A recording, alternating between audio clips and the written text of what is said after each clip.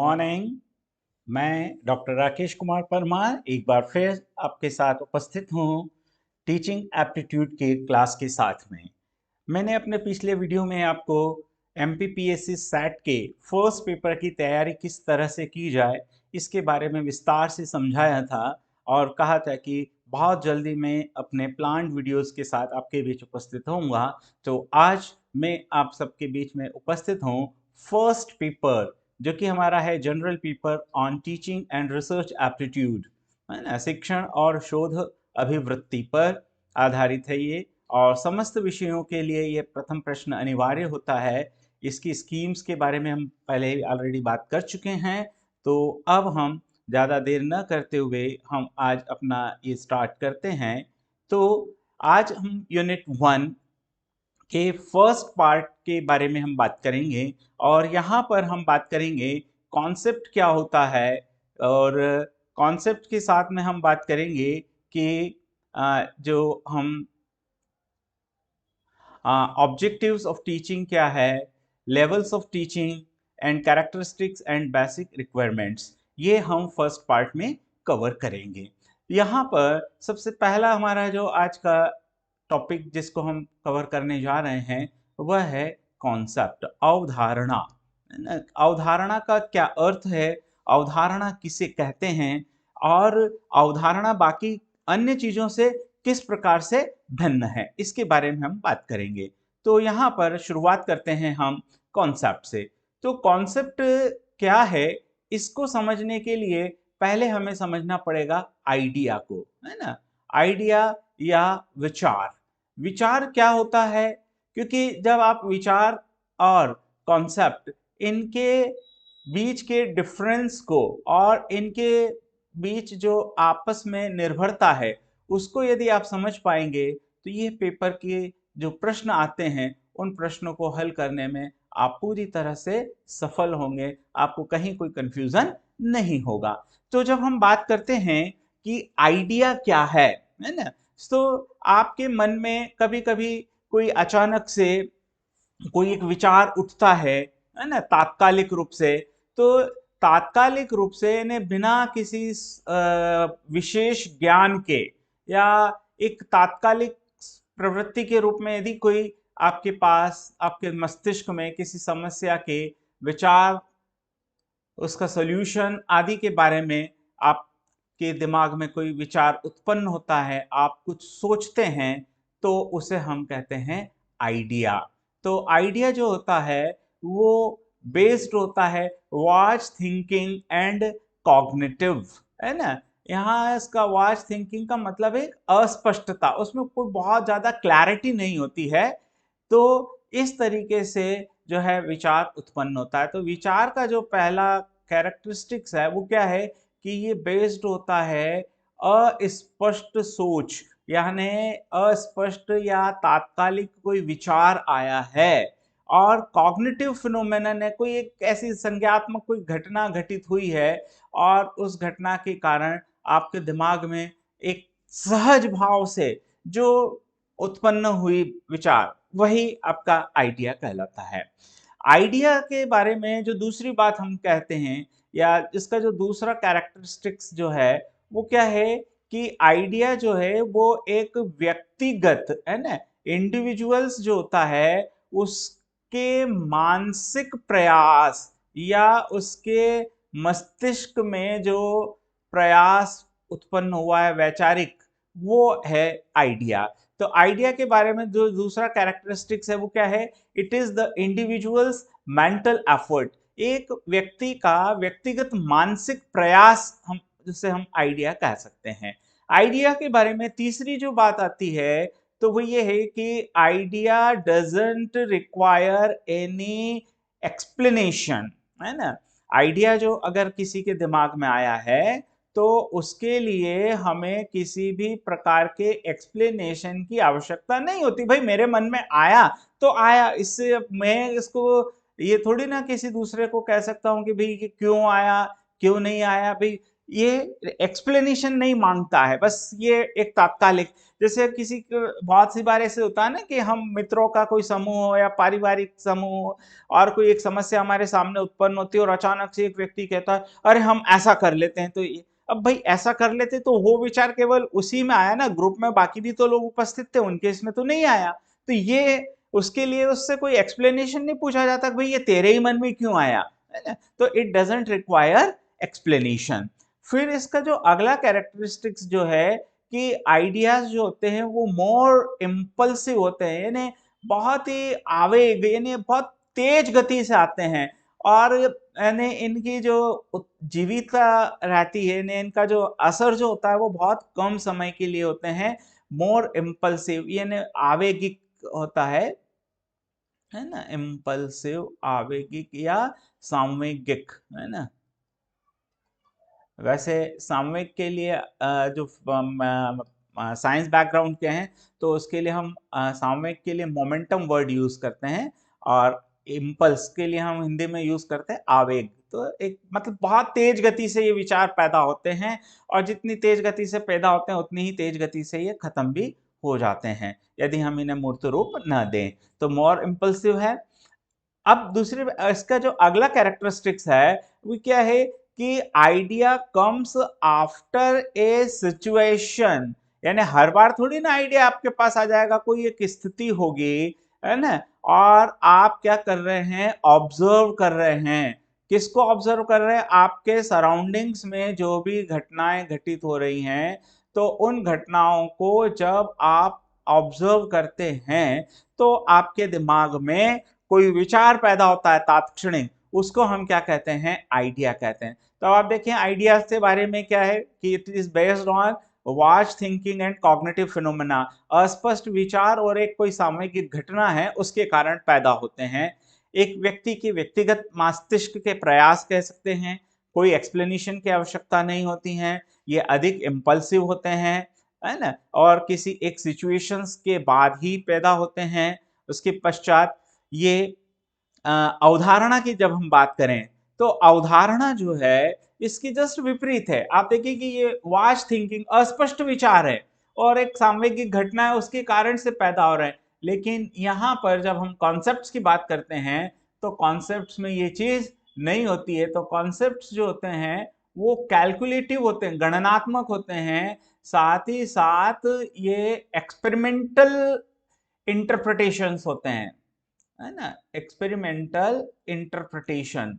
यानी आप जब इसको कंपेयर करते हैं आइडिया से, तो आप देखें कि आइडिया जो होता है वो वाश थिंकिंग और कॉग्निटिव फिनोमेना अस्पष्ट विचार है, लेकिन अवधारणा कभी भी अस्पष्ट नहीं होती, वो बिल्कुल क्लियर होती है। और उसकी क्लैरिफिकेशन या उसकी क्लैरिटी कब आएगी? जब आप कैलकुलेटिव और एक्सपेरिमेंटल यानी गणनात्मक और प्रायोगिक, है ना, यहाँ मैं हिंदी में भी लिख देता हूं, गणना और प्रायोगिक, यानी आप उसको प्रयोग के द्वारा उसको एक्सप्लेन कर रहे हो, उसकी व्याख्या कर रहे हैं, इंटरप्रिटेशंस कर रहे हैं, तब जाके वो अवधारणा कहलाता है।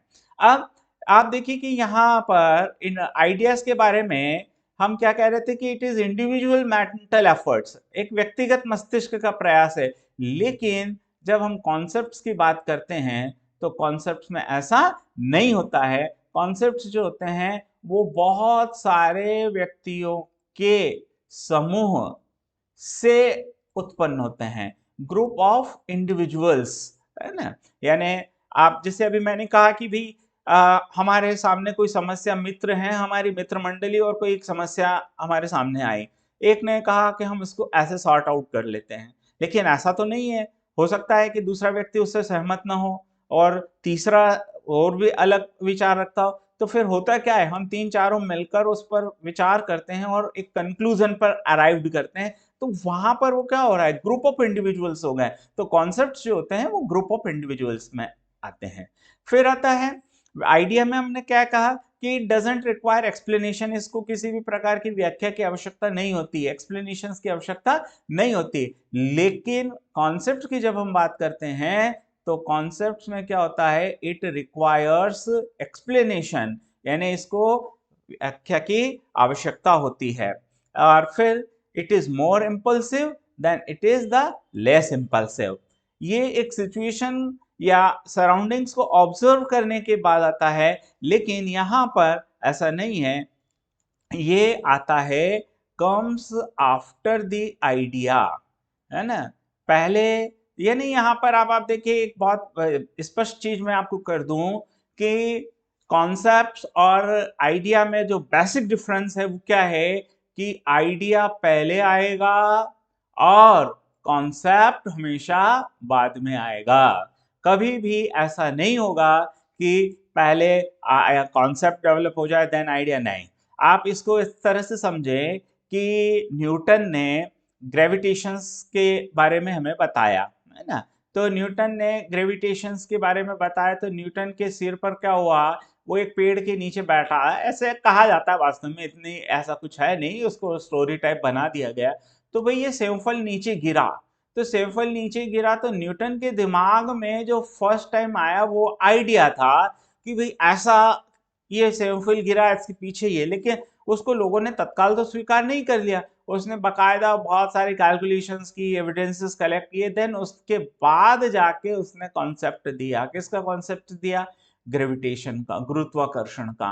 तो आइडिया जो होता है वो आपका पहले आएगा और कॉन्सेप्ट जो है वो हमेशा बाद में आता है। तो इस तरीके से मैं ये समझ सकता हूँ, ऐसा सोच सकता हूँ कि आपको आइडिया और कॉन्सेप्ट्स के बारे में बहुत चीज़ें क्लियर हो गई होंगी। तो अब हम नेक्स्ट हमारे टॉपिक्स पर आते हैं कि कॉन्सेप्ट्स क्या हैं, ये अब हम समझेंगे, क्योंकि हमने पहले डिफरेंस पहले क्लियर किए। किसके बीच में हमने डिफरेंस क्लियर किए? आइडिया के और कॉन्सेप्ट्स के बारे में। क्योंकि अगर ये डिफरेंस ही क्लियर नहीं होगा, बेसिक चीजें हमारे पास नहीं होगी, तो हम आगे उलझ जाएंगे। तो अब हम बात करेंगे कि कॉन्सेप्ट्स, तो कॉन्सेप्ट क्या है ना। क्योंकि आपको ये तब चीज क्लियर हो गई कि आइडिया क्या है, और आइडिया के बारे में हम कोई बात भी नहीं करेंगे क्योंकि ये हमारे सिलेबस का हिस्सा नहीं है। लेकिन कॉन्सेप्ट कहाँ से पैदा हो रहा है? आइडिया से ही तो पैदा हो रहा है। तो आइडिया के बारे में तो अब हम सब कुछ जान चुके हैं, लेकिन अब हम बात करेंगे कॉन्सेप्ट्स की। तो कॉन्सेप्ट्स है क्या वास्तव में? कॉन्सेप्ट हम किसको कहें? तो कॉन्सेप्ट्स जो है, अभी हमने आइडिया के बारे में क्या कहा कि भाई आइडिया जो है वो हम ऑब्जर्व करते हैं, सराउंडिंग्स को ऑब्जर्व करते हैं ना, ऑब्जर्विंग सराउंडिंग्स, है ना, और सिचुएशंस। तो ये कहाँ के ऑब्जर्विंग्स हम कर रहे हैं? रियल वर्ल्ड की घटनाओं को कर रहे हैं ना। तो वास्तविक संसार में, रियल वर्ल्ड में, वास्तविक विश्व में, हमारे परिवेश में जो भी घटनाएं घटित हो रही हैं, उन घटनाओं को लेकर हमारे दिमाग में जो अस्पष्ट थिंकिंग आती है वो हमारा आइडिया है। लेकिन जब ये रिफाइंड हो जाता है, ये इसका कहना चाहिए कि रिफाइनमेंट होता, बार बार परिष्करण होता है, तो परिष्कृत होकर आइडिया जो है, बहुत सारे आइडियाज आते हैं और उन सब का फिर रिफाइनमेंट होता है और उनके परिष्करण से कॉन्सेप्ट डेवलप होता है। तो वास्तव में अगर हम कॉन्सेप्ट की बात करें तो कॉन्सेप्ट क्या है? तो concepts are nothing but the concepts are broad ideas, व्यापक विचार, है ना। ब्रॉड आइडियाज या व्यापक विचार हैं, ये सार्वभौमिक है ना। तो ऐसे व्यापक विचार, कौन से व्यापक विचार? जो हमारे रियल वर्ल्ड, वास्तविक जीवन की घटनाओं को या हमारे सराउंडिंग्स में जो कुछ घटित हो रहा है उसके बारे में एक व्यापक विचार जब विकसित होता है, रिफाइंड हो जाता है, तो वो आगे चलकर किसमें कन्वर्ट होता है? कॉन्सेप्ट्स में कन्वर्ट होता है। तो अब हम कॉन्सेप्ट्स की कैरेक्टरिस्टिक्स देखें कि कॉन्सेप्ट्स को हम कैसे कैरेक्टरिस्टिक्स करें। तो कॉन्सेप्ट वास्तव में क्या है? तो कॉन्सेप्ट जो है वो घटनाओं को क्या करता है? आइडेंटिफाई करता है। तो पहली चीज जो है कॉन्सेप्ट्स के बारे में कि इट आइडेंटिफाई, है ना, ये क्या करता है? पहचान करता है। किन की पहचान करता है? घटनाओं की। क्योंकि वास्तव में ये व्यापक आइडियाज जो आए कहाँ से आए? ऑब्जर्विंग रियल वर्ल्ड फिनोमेना से आए ना। तो आइडेंटिफिकेशन जो है या आइडेंटिफाई करना, ये अवधारणा का एक गुण है। देन हम आइडेंटिफाई कर लेते हैं, तो आफ्टर द आइडेंटिफिकेशन क्या होता है? डेफिनेशन होती है, डिफाइन किया जाता है। तो सेकंड जो आता है वो आपका होता है परिभाषा, डेफिनेशन या डिफाइन करना। देन डिफाइन करने के बाद हम क्या करते हैं, एक्सप्लेन करते हैं, उसको व्याख्या करते हैं। तो एक्सप्लेनेशन किया जाता है, व्याख्या की जाती है। यहां पर मैं एक बात क्लियर कर दूं, यदि आपने अभी तक मेरा चैनल सब्सक्राइब नहीं किया है तो प्लीज आप इसे सब्सक्राइब जरूर करें, क्योंकि अब आपको लगातार मेरे वीडियोस मिलते रहेंगे और आप इसके लिए बेल आइकॉन को ऑल नोटिफिकेशन के लिए प्रेस कर दें, ताकि जैसे ही मेरा कोई वीडियो अपलोड होता है तो तत्काल आपको पता चल जाए। क्योंकि हमारा मेन उद्देश्य है एमपीपीएससी सेट को क्रैक करना और बहुत अच्छे नंबर लेकर आना। हमारा टारगेट 80 प्लस है और हम 80 प्लस टारगेट्स तक बिल्कुल पहुंचेंगे। तो यहां पर अभी हम बात किसकी कर रहे हैं, कॉन्सेप्ट्स के, कैरेक्टरिस्टिक्स की, है ना, कि कॉन्सेप्ट्स है क्या वास्तव में और उसमें क्या किया जाता है। तो यहाँ पर आप देखें, ये मैंने आपको कुछ विशेषताएं या कुछ कैरेक्टरिस्टिक कॉन्सेप्ट्स के बारे में बताए हैं। तो ये हमारा कॉन्सेप्ट्स के बारे में है। तो कॉन्सेप्ट्स क्या हैं, तो concepts are the broad ideas, व्यापक विचार हैं, है ना। और ये व्यापक विचार हैं, और ये व्यापक विचार किसके बारे में है, हमारे दैनिक जीवन की घटनाओं के बारे में। इसमें सबसे पहले क्या होता है, आइडेंटिफाई करते हैं कॉन्सेप्ट्स की हेल्प से हम, फिर डिफाइन किया जाता है, परिभाषित किया जाता है, व्याख्या की जाती है, उसका विश्लेषण किया जाता है, एंड देन डेमोन्स्ट्रेट किया जाता है, डेमोन्स्ट्रेशन किया जाता है। ये हमारा कॉन्सेप्ट्स के बारे में।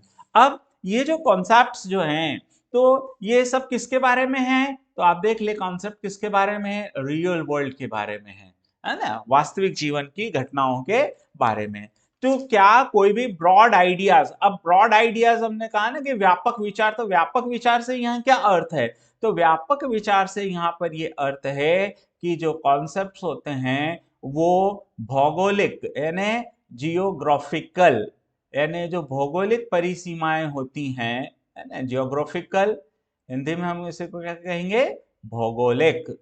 तो वो आइडियाज, कौन से आइडियाज, ब्रॉड आइडियाज, जो किसमें कन्वर्ट हो गए हैं अब आपके एक अवधारणा में। तो ये जो है जियोग्राफिकल बाउंड्रीज, देन आता है आपका कल्चरल बाउंड्रीज, है ना, सांस्कृतिक सीमाएं, देन फिर आता है आपका टाइम, समय, है ना, समय की सीमाओं में किसी भी कॉन्सेप्ट्स को आप बांध नहीं सकते हैं, ये इन सब से क्या है, परे हैं, है ना, समाज, है ना, उससे भी परे हैं, है ना, और साथ ही साथ रिलीजियन, ध्यान रखिए धर्म से भी परे हैं। क्यों, क्योंकि हर एक धर्म के अपने धार्मिक विचार हो सकते हैं, है ना।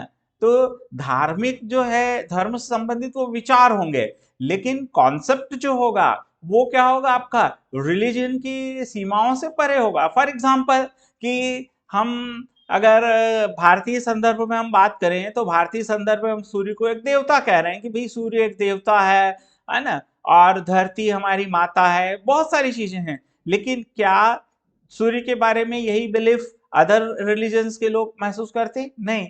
लेकिन जब हम ये कहें कि सन इज अ स्टार, सूर्य क्या है, एक तारा है ना, तो तारों के बारे में हमारे जो अवधारणाएं हैं वो कोई भी स्टार होगा सब पे एप्लीकेबल होगी।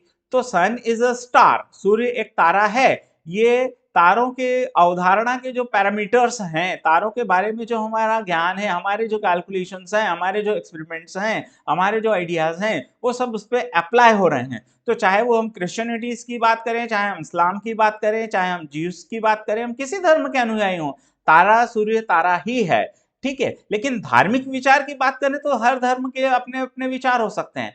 तो विचार जो होते हैं ना, वो क्या होते हैं, ज्योग्राफिकल बाउंड्रीज में बंधे हो सकते हैं, कल्चरल वैल्यूज हो सकती हैं, टाइम लिमिट्स हो सकती हैं। अब समय, कैसे समय, भाई आज से 1 शताब्दी पहले, 2 शताब्दी पहले कोई विचार था, लेकिन आज वो क्या हो गया, एक कॉन्सेप्ट बन गया। तो कॉन्सेप्ट बनने के बाद उसमें बड़ा बदलाव नहीं आएगा, है ना।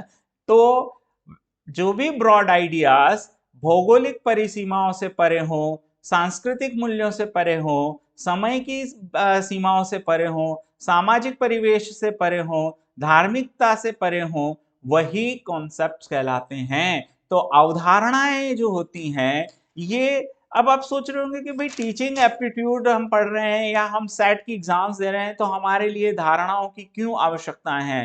तो धारणाएं हमारे लिए इसलिए आवश्यक हैं क्योंकि धारणाएं जो होती हैं वो एक आधारभूत आवश्यकता है।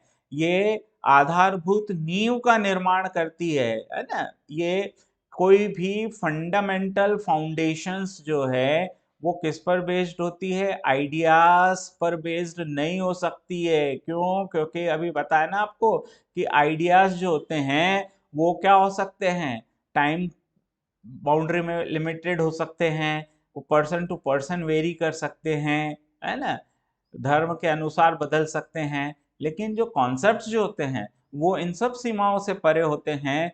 तो लर्नर यानी स्टूडेंट्स, क्योंकि हम बीइंग ए टीचर से तो हमारा काम क्या है, सर्वांगीण विकास करना है, किसका, लर्नर्स का या स्टूडेंट्स का।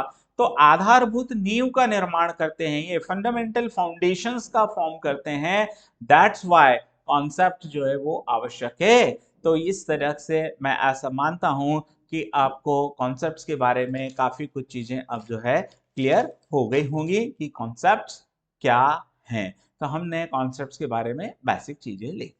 अब हम नेक्स्ट आते हैं कॉन्सेप्ट्स के टाइप पर, है ना, कि कॉन्सेप्ट्स जो होता है या अवधारणा जो होती है उसके कितने प्रकार हैं।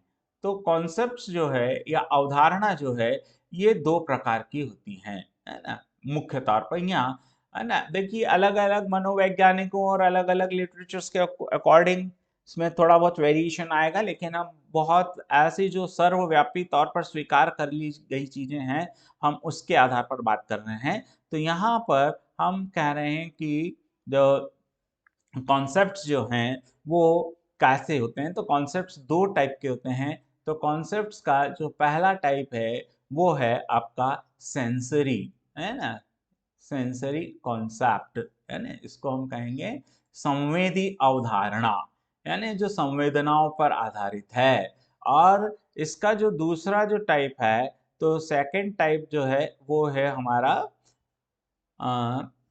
एब्स्ट्रैक्ट, सॉरी, है ना, एब्स्ट्रैक्ट, अमूर्त, है ना।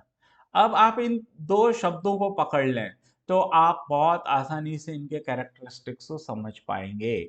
संवेदी, संवेदना, है ना, जैसे सेंसेशन होता है ना। मान लिया सपोज करो कि आप किसी गर्म वस्तु के संपर्क में आते हो तो तत्काल आप वहां से अपना हाथ हटा लेते हो। क्यों हटा लेते हो? क्योंकि आपकी हाथों को या आपकी स्किन को या आपको बॉडी को उसका क्या होता है, सेंसेशन होता है। मान लिया कि कोई गंध है तो आप नाक के द्वारा उस गंध को महसूस करते हैं, या कोई आवाज है तो कान के द्वारा आप क्या करते हैं, उस आवाज को सुनते हैं। आंखों के द्वारा आप क्या करते हैं, किसी चीज को देखते हैं। तो जहां पर भी सेंसरी ऑर्गन्स का यूज हो रहा है ना, वह सब आपके कौन से कॉन्सेप्ट्स कहलाते हैं, सेंसरी कॉन्सेप्ट्स कहलाते हैं, संवेदी अवधारणाएं।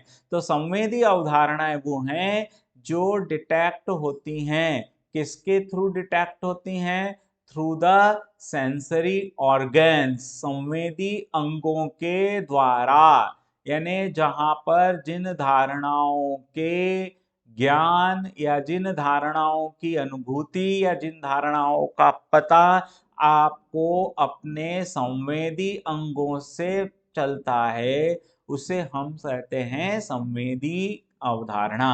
लेकिन जो हमें दिखाई ही नहीं देती है, जो एब्स्ट्रैक्ट है, अमूर्त है, जिसका कोई विजिबिलिटी नहीं है, तो वो कहलाती है हमारी एब्स्ट्रैक्ट अवधारणा।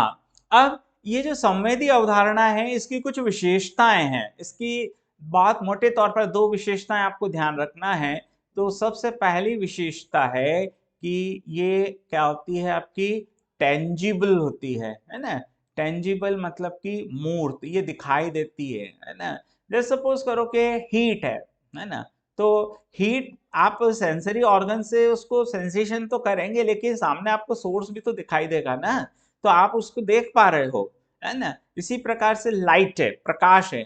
तो लाइट जो है, तो लाइट आपके सेंसरी ऑर्गन आईज हैं, आंख है, आंख से आपको वो महसूस हो रहा है, लेकिन वो लाइट आ कहाँ से रही, वो सोर्स। अगर आप आंख बंद कर लेंगे तो आंख जैसे ही आप बंद की तो आपको प्रकाश दिखाई नहीं देगा, तो उस स्थिति में प्रकाश का स्रोत भी आपको नहीं पता चलेगा।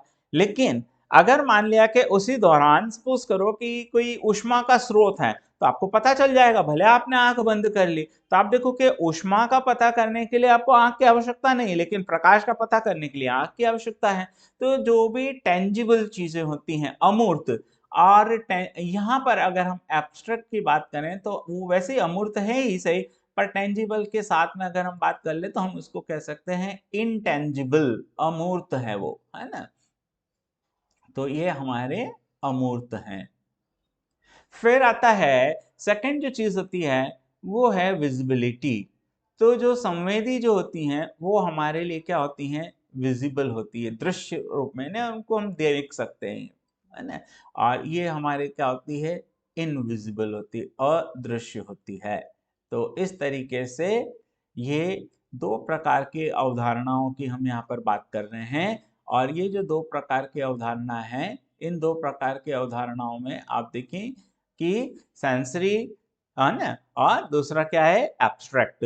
तो सेंसरी जो अवधारणाएं हैं वो सेंसरी ऑर्गन्स के थ्रू हम स्पष्ट करते हैं या उनको पहचान पाते हैं, और एब्स्ट्रैक्ट जो होती हैं वो अमूर्त होती है, इनविजिबल होती है।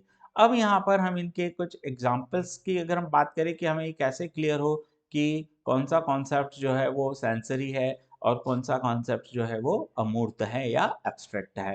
तो diagnosis of a disease by the doctor, है ना, डायग्नोसिस ऑफ डिजीज, है ना, डायग्नोस करना, है ना, निदान, किसका निदान करना, रोगों का निदान करना। तो जब हम रोगों का निदान करते हैं तो रोगों का निदान करते हैं तो डॉक्टर्स, है ना, किसी को बुखार है, किसी को दर्द है, तो दर्द है तो दर्द की उसको अनुभूति हो रही ना, संवेदन, उस एक सेंसरी ऑर्गन्स है जो उसको बता रहा है कि दर्द कहाँ है ना? तो डॉक्टर उसका निदान जब करता है तो उसकी एक प्रोसीजर है। तो प्रोसीजर, क्योंकि कॉन्सेप्ट कब बनता है, जब कोई एक सिस्टमैटिक प्रोसीजर, ब्रॉड आइडियाज तो हमने पिछले पढ़ लिए, लेकिन वो आइडियाज एक सिस्टमैटिक वे में जब कवर किए जाते हैं तब जाके वो कॉन्सेप्ट बनता है। तो जो आपका सेंसरी कॉन्सेप्ट है, तो सेंसरी कॉन्सेप्ट का एक बेस्ट एग्जांपल है डायग्नोज करना, किसी डिजीज को डायग्नोज करना डॉक्टर्स के द्वारा। तो वो जब डायग्नोज करता है तो वहां पर जो जो चीजें वो यूज करेगा, वो सारी चीजें आपके किस में आएंगे, सेंसरी कॉन्सेप्ट्स में आएंगे। इसी तरह से अगर हम यहाँ पर बात करें कि आपका जो एब्स्ट्रैक्ट कॉन्सेप्ट्स जो है, तो एब्स्ट्रैक्ट कॉन्सेप्ट्स में क्या है, जो दिखाई न दे, जैसे मैनेजमेंट की, है ना, प्रबंध की अवधारणाएं, है ना, मैनेजमेंट और लीडरशिप। तो ये लीडरशिप और ये चीजें जो हैं, नेतृत्व की क्षमता, और ये तो ये अमूर्त होती हैं। तो ये आपके दो एग्जाम्पल्स हो गए किसके, एब्स्ट्रैक्ट कॉन्सेप्ट्स के, और आपका ये हो गया आपका सेंसरी कॉन्सेप्ट्स का। तो ये हमारे पास थे कॉन्सेप्ट्स के टाइप। अब नेक्स्ट हम बात करेंगे कि कॉन्सेप्ट्स को जो है वो टीच कैसे किया जाता है ना। सो अब हम आते हैं हाउ टू टीच कॉन्सेप्ट, अवधारणाओं का अध्यापन कैसे कराया जाए, हाउ टू टीच कॉन्सेप्ट, है ना। देखिए हम अभी तक क्या समझ चुके हैं, हम आइडिया और कॉन्सेप्ट्स के डिफरेंस को समझ चुके हैं, हम कॉन्सेप्ट्स को परिभाषित कर चुके हैं, कॉन्सेप्ट्स की लिमिटेशन समझ चुके हैं, कॉन्सेप्ट्स क्या होते हैं, है ना, और कॉन्सेप्ट्स के टाइप्स हम पढ़ लिए। अब हम यहाँ पर देखेंगे कि कॉन्सेप्ट्स को पढ़ाया कैसे जाता है। तो कॉन्सेप्ट्स को पढ़ाने की 3 स्टेप्स हैं, देयर आर 3 स्टेप्स। तो इन्हें हम कहेंगे चरण। तो कॉन्सेप्ट्स के पढ़ाने के 3 चरण होते हैं। फर्स्ट स्टेप, फर्स्ट स्टेप के बाद आता है हमारा स्टेप नंबर 2, है ना, सेकंड स्टेप, सेकंड स्टेप्स के बाद आता है हमारा स्टेप नंबर 3, थर्ड स्टेप। 3 चरण होते हैं जिनके द्वारा हम विद्यार्थियों को या किसी भी लर्नर को कॉन्सेप्ट क्या है ये हम बता सकते हैं, ये उसे हम पढ़ा सकते हैं। तो स्टेप नंबर 1 जो होता है, इसमें हम कॉन्सेप्ट्स को क्या करते हैं, डिफाइन करते हैं, कॉन्सेप्ट्स को परिभाषित करते हैं। ये पहला चरण है जब हम किसी को कॉन्सेप्ट के बारे में पढ़ाते हैं। और कॉन्सेप्ट को कैसे डिफाइन करना है ऑलरेडी हम अब देख चुके हैं। सेकेंड स्टेप्स में हमने डिफाइन तो कर दिया, लेकिन हम उसको अब क्या करते हैं, रियल वर्ल्ड के कुछ एग्जाम्पल्स हम समझाते हैं। तो उसको हम क्या करते हैं, वी प्रोवाइड, है ना, एग्जाम्पल्स। हम उसके सामने क्या करते हैं, कुछ उदाहरण प्रस्तुत करते हैं और उससे उसको बताते हैं कि ये कॉन्सेप्ट है, तो वो क्लैरिफाई हो जाता है। देन थर्ड आता है हमारा एनालॉगी, डिजाइन एनालॉगी, है ना, डिजाइन एनालॉगी। अब ये जो चीज है कि डिजाइन एनालॉगी, तो एन डिफाइन आपको समझ में आ ही गया, परिभाषित। फिर यहाँ पर हम क्या करते हैं, एग्जाम्पल्स प्रोवाइड करते हैं। लेकिन केवल एग्जाम्पल प्रोवाइड करने से तो संभव नहीं है ना कि वो आपका कॉन्सेप्ट समझ ही जाए। तो हम क्या करते हैं, उसके लिए एक एनालॉगी डिजाइन करते हैं। तो एनालॉगी वास्तव में है क्या, पहले आप एनालॉगी का मीनिंग समझें। तो एनालॉगी में हम क्या करते हैं, usually we compare two concepts, है ना, हम दो कॉन्सेप्ट्स को यूजुअली क्या करते हैं, कंपेयर करते हैं।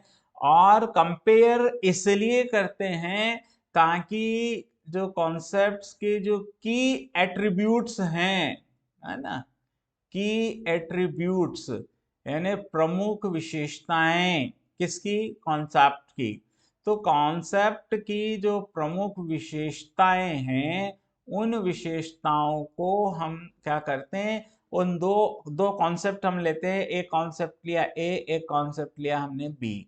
हम क्या करेंगे, इसकी जो कैरेक्टरिस्टिक है, की एट्रीब्यूट्स है, तो की एट्रीब्यूट्स क्या है कि भाई ये यूनिवर्सल होना चाहिए।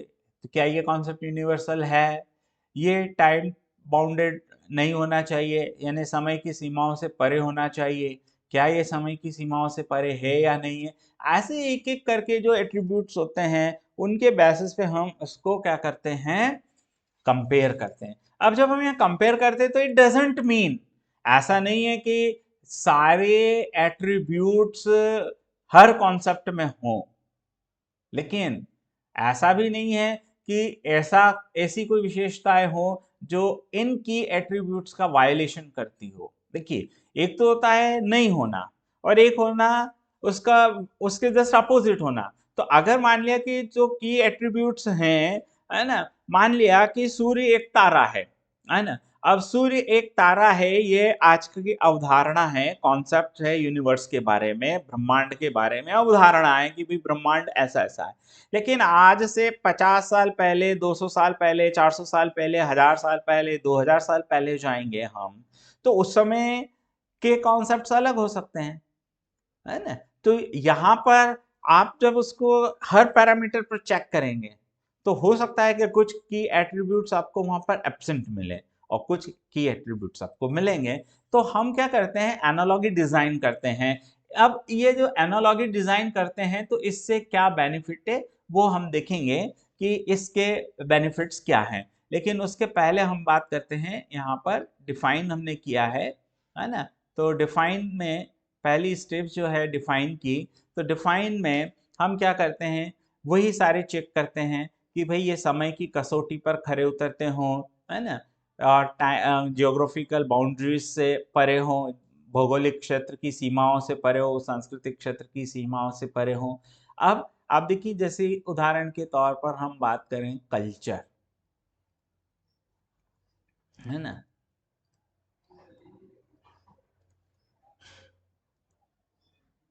संस्कृति, है ना, फिर है संस्कृति और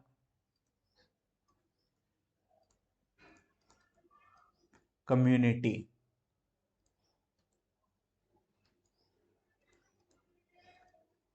समुदाय, है ना, या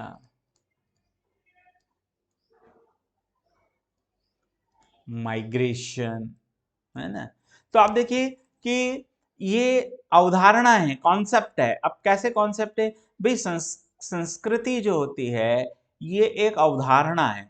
अब ये अवधारणा है तो अवधारणा कैसे हो गई? तो भाई ये ब्रॉड आइडियाज है ना, व्यापक विचार है। जब हम जैसे भारतीय संस्कृति की हम बात करें, है ना, तो हम वर्ड क्या यूज करते हैं कि इंडियन कल्चर, भारतीय संस्कृति, इंडियन कल्चर। और इसी तरीके से हम सपोज वेस्टर्न कल्चर, या हम बात करें अमेरिकन कल्चर, है ना, या हम बात करें, है ना, ओल्ड समय की हम बात करें तो मेसोपोटामिया या जो भी सभ्यताएं हुई उनकी हम बात करें, तो भाई इंडियन कल्चर्स की जब हम बात कर रहे हैं, भारतीय संस्कृति की हम बात कर रहे हैं, या अमेरिकन संस्कृति की हम बात कर रहे हैं, तो इसके अपने कुछ कैरेक्टरिस्टिक्स हैं, कुछ की एट्रीब्यूट्स हैं। तो ये परिभाषाओं के आधार पर खरे उतरते हैं। यानी आप हर एक को संस्कृति नहीं कह सकते हैं। संस्कृति और समुदाय में बड़ा फर्क होता है। जैसे अगर हम भारतीय संस्कृति की बात कर रहे हैं तो ये एक बड़ा व्यापक अर्थ है, लेकिन उसी अवधारणा के अंदर फिर एक समुदाय की अवधारणा आती। तो समुदाय की जब अवधारणा है, जैसे सपोज करो कि अभी एक बहुत बेसिक सा मैं उदाहरण बताऊं, कर्नाटक में अभी इलेक्शन चल रहे हैं, है ना। तो कर्नाटक में इलेक्शन चल रहे हैं, तो कर्नाटक के इलेक्शन में क्या हो रहा है, वहां पर एक कम्युनिटी है ना, जिसे हम कहते हैं लिंगायत, और वहां पर एक दूसरी कम्युनिटी है जिसे कहा गया है वोकालिंगा। तो अब ये जो कर्नाटक की ये जो कम्युनिटी है, तो हम ये भारतीय संस्कृति का एक अभिन्न अंग है, लेकिन हम लिंगायत को संस्कृति नहीं कहेंगे। लिंगायत के लिए हम यूज क्या करेंगे कि लिंगायत एक कम्युनिटी है, क्योंकि ये शिवलिंग की उपासना करते हैं, लेकिन ये मंदिर में नहीं जाते हैं। यदि हम हिंदू संस्कृति की बात करें तो उस कंडीशन में हम कहते हैं कि शवों का अंतिम संस्कार जो है वो दाह अग्नि संस्कार किया जाता है, लेकिन ये दफनाते हैं। अब आप देखो, लेकिन फिर भी हम इनको उनसे अलग मान रहे हैं क्या? नहीं मान रहे। तो ये एक समुदाय की अवधारणा हो गई। इसी प्रकार से यदि हम जैसे इस्लाम की बात करें तो इस्लामिक कल्चर, तो इस्लामिक कल्चर कहेंगे, लेकिन उस इस्लामिक कल्चर में भी आपको क्या देखने को मिलेगा? आपको उसमें शिया समुदाय मिलेगा, है ना, आपको उसमें सुन्नी समुदाय मिलेगा। या पाकिस्तान में, तो पाकिस्तान में आपको क्या मिलेगा? बलूचिस्तान, तो बलोच संस्कृति आपको मिलेगी, है ना। तो इस तरीके से बलोच समुदाय के अपने हैं, हाजरा समुदाय। तो इसी तरीके से चीन में उइगर, उइगर समुदाय है ना, एक समूह है लोगों का। तो संस्कृति, समुदाय, इसी प्रकार से माइग्रेशन, है ना, प्रवास करना। तो प्रवास करना, तो प्रवास करना भी एक अवधारणा है। क्यों अवधारणा है? प्रवास क्यों किया जाता है? तो प्रवास तो सरवाइव, यानी जीवित रह सकें एक स्थान पर। जब अगर मान लिया जीवन जीने के लिए जो आवश्यकताएं हैं उनकी पूर्ति नहीं हो पाती है, कुछ प्रतिकूलताएं होती हैं, तो एक स्थान से दूसरे स्थान तक जाया जाता है। तो ये क्या कहलाता है? प्रवास कहलाता है। जैसे हमारे यहाँ पर प्रवासी मजदूर, है ना, या प्रवासी भारतीय। अब प्रवासी भारतीय, तो प्रवासी भारतीय क्यों कहा गया? क्योंकि वो कुछ समय के लिए प्रवास करते हैं फिर भारत आ जाते हैं, कुछ समय के लिए जाते हैं फिर आ जाते हैं, तो दैट इज प्रवासी। प्रवासी पक्षी, है ना, साइबेरिया से हमारे यहाँ कुछ सारस वगैरह आते हैं, तो हम उनके लिए कहते हैं कि प्रवास आए। वो वहां पर जब एक पर्टिकुलर क्लाइमेट या कुछ मौसम ऐसा होता है तो वो उस मौसम से बचने के लिए इधर आते हैं, फिर यहाँ से वापस कुछ समय रहते हैं, फिर वापस अपनी जगह पर चले जाते हैं। तो दिस इज द माइग्रेशन। तो माइग्रेशन ये एक अवधारणा है। इसी प्रकार से और भी आप अनेक उदाहरण ले सकते हैं। देन स्टेप 2 में हम क्या करते हैं? तो स्टेप 2 में हम एग्जाम्पल्स प्रोवाइड करते हैं। किस चीज के एग्जाम्पल प्रोवाइड करते हैं? कि कौन जो है वो कॉन्सेप्ट हो सकता है और कौन कॉन्सेप्ट नहीं हो सकता। तो कॉन्सेप्ट है या कॉन्सेप्ट नहीं है, इसके हम बहुत सारे उदाहरण प्रस्तुत करते हैं। ये स्टेप 2 कहलाता है। और स्टेप 3 में हम क्या करते हैं? डिजाइन एनालॉगी, एक एनालॉगी डिजाइन करते हैं और उस एनालॉजी के बेसिस पे हम ये क्लैरिफाई कर पाते हैं कि व्हाट इज द कॉन्सेप्ट, अवधारणा क्या है। तो आई थिंक कि आपको अवधारणा के बारे में चीजें क्लियर हो गई होंगी। तो ये था हमारा टीचिंग में कॉन्सेप्ट क्या होता है ना। अब हम बात करेंगे टीचिंग के मेथड्स की, हम बात करेंगे पद्धति की बात करेंगे, और यहाँ पर हम 3 पद्धतियों की बात करेंगे। तो पहली पद्धति है हमारी मोनोक्रोमेट, है ना, मोनोक्रेटिक, और सेकंड है हमारा डेमोक्रेटिक,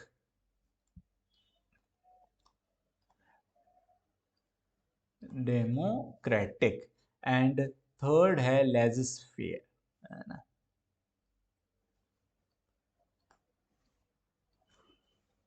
लेजिस्फेयर टीचिंग, है ना। ये है हमारी पहली पद्धति है ना। ये है एक तंत्रात्मक, है ना, एक तंत्रात्मक शिक्षण।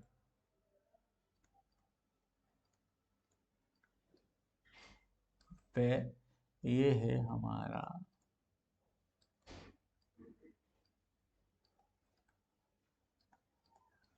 लोकतंत्रात्मक शिक्षण, और ये है हमारा स्वतंत्र शिक्षण।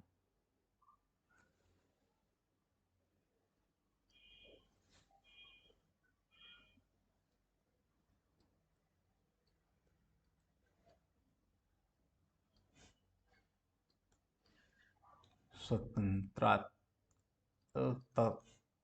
सबको ऐसा लिख रहे थे इसको। तो these are the 3 types of teaching method, है ना। पहला है मोनोक्रेटिक, फिर है आपका डेमोक्रेटिक, और उसके बाद आपका है लेजिस्फेयर, है ना, स्वतंत्रतात्मक।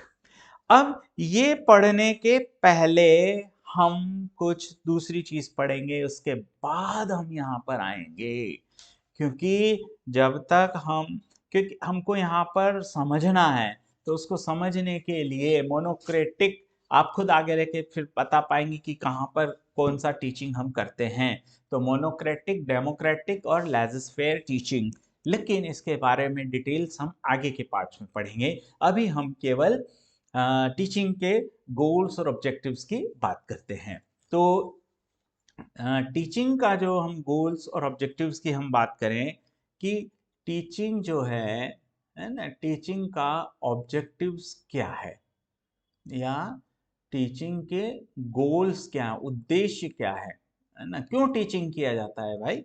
तो टीचिंग के जो गोल्स या उद्देश्य की हम बात करें तो एक एक उद्देश्य करके हम समझते हैं ऑब्जेक्टिव्स क्या है। तो सबसे पहला जो है वो क्या है, स्टूडेंट यानी लर्नर जो होता है उसके एकेडमिक और बिहेवियरल डेवलपमेंट। पहला क्या है, एकेडमिक, बिहेव, अकादमिक, है ना। भाई जो लर्नर हमारे पास आया है, जो स्टूडेंट्स आया है, उसका क्या होना चाहिए, अकादमिक विकास होना चाहिए। देन उसका बिहेवियरल, है ना, व्यवहारिक विकास होना चाहिए, व्यवहारिक विकास होना चाहिए, है ना। देन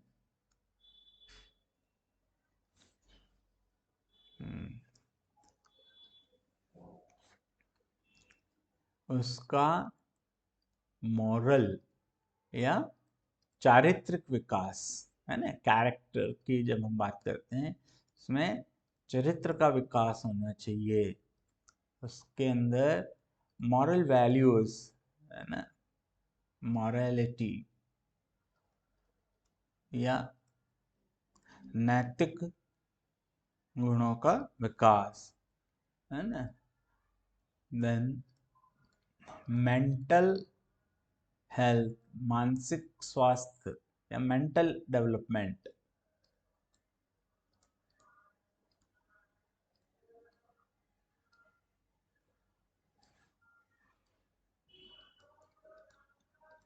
उसका सोशल डेवलपमेंट होना चाहिए, सामाजिक विकास होना चाहिए। ये कुछ बेसिक चीजें हैं, लेकिन वास्तव में यही हमारे टीचिंग के उद्देश्य हैं। तो हम एकेडमिक, बिहेवियरल और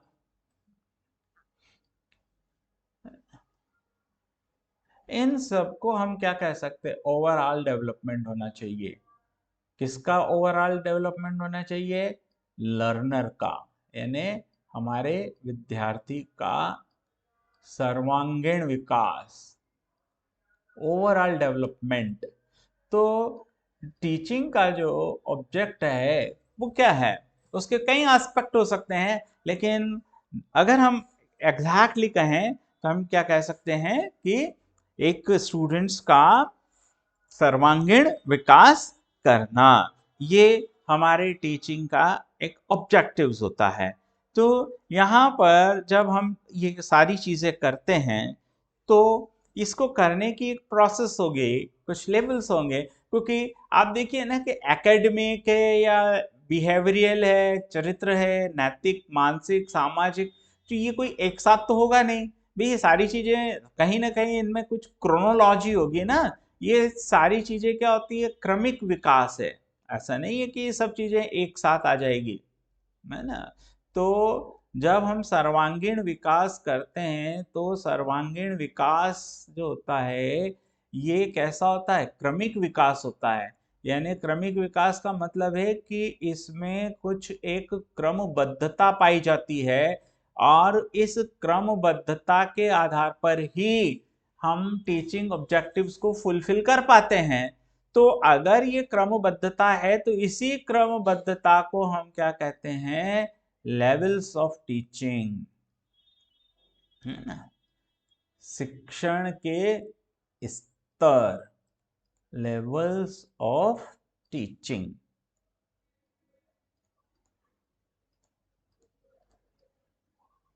शिक्षण के स्तर। तो ये हमारा, यहाँ पे मैं अभी कंक्लूड कर रहा हूं।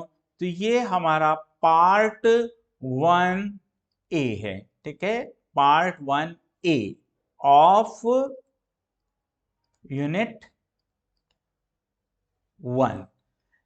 अब जो नेक्स्ट पार्ट होगा उसमें हम बचे हुए से जो जिसमें हम स्पेशली, क्योंकि लेवल्स ऑफ टीचिंग और ये सब जरूर से जरूर आता है, तो यदि आपने अभी तक मेरा चैनल सब्सक्राइब नहीं किया है तो प्लीज़ आप इसे सब्सक्राइब कीजिए और कमेंट कीजिए, लाइक कीजिए, डिसलाइक कीजिए, कुछ भी कीजिए, है ना।